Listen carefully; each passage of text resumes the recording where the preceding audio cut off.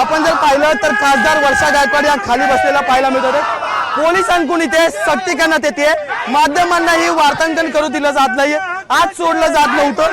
आपण वर्षा गायकवाडशी बोलणार केलं ना, काही आम्हालाही वार्तांकन करून दिलं जात नाही, तुम्हाला अडवलं जात। असं आहे की लोकशाहीचा चौथा स्तंभ म्हणून मीडियाकडे बघितलं जातं, पण मीडियाला सुद्धा येऊ देत नाहीये, लोकप्रतिनिधी जाऊ देत नाहीयेत। आणि आज संडे, आज काही नाहीये त्या ठिकाणी, ट्रॅफिक नाहीये, काही नाहीये, कोणत्या गैरसोय होणार नाही, पण आम्हाला जाऊ देत नाहीयेत म्हणून आम्ही बसलेलो आहे। आम्ही आवाज करत राहणार, मुंबईचा आवाज उचलत राहणार।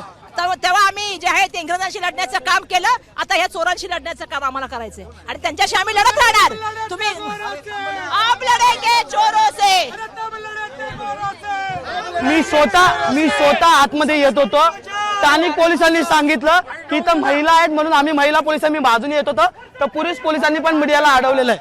नाही, हे खरं तर दुर्दैव आहे, तर आम्ही सुद्धा महिला आहोत, आम्हाला पुढे येऊ देत नाहीत, आम्हाला जाऊ देत नाहीयेत। नाही, हे बरोबर नाहीये। ज्या तऱ्हेने जसं मी सांगितलं की लोकशाहीच्या चौथ्या स्तंभाला येऊ दिलं पाहिजे, त्यांच्याशी बोलू दिलं पाहिजे। आम्ही शेवटी लोकांच्या भावना सांगतो आणि सरकारला विनंती करतोय ना एका तऱ्हेने की सरकारने हे जे खेळ लावलेला आहे, झाडाची कत्तल चालवलेली आहे, ही बंद करा।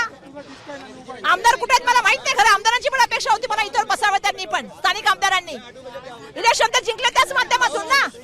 तुम्ही स्थानिक लोकप्रतिनिधी आहात, खासदारांना असं अडवलं का जात?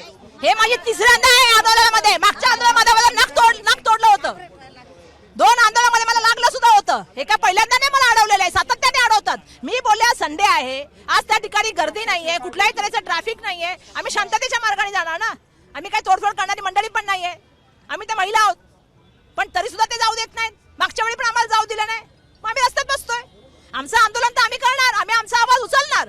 कोणी आम्हाला किती दाबण्याचा प्रयत्न केला, किती षडयंत्र केलं, किती दबाव यंत्र आणलं तरी आम्ही घाबरणार नाही, आम्ही लढायचं। पोलिसांवर हे दबाव तंत्र कोणाकडून? सांगितलं ना, अदानीसाठी राज्य सरकार सिलेंडर आहे, अदानीसाठी देवेंद्र सिलेंडर आहेत आणि ट्रम्प समोर मोदी सिलेंडर आहेत, नरेंद्र सिलेंडर आहेत।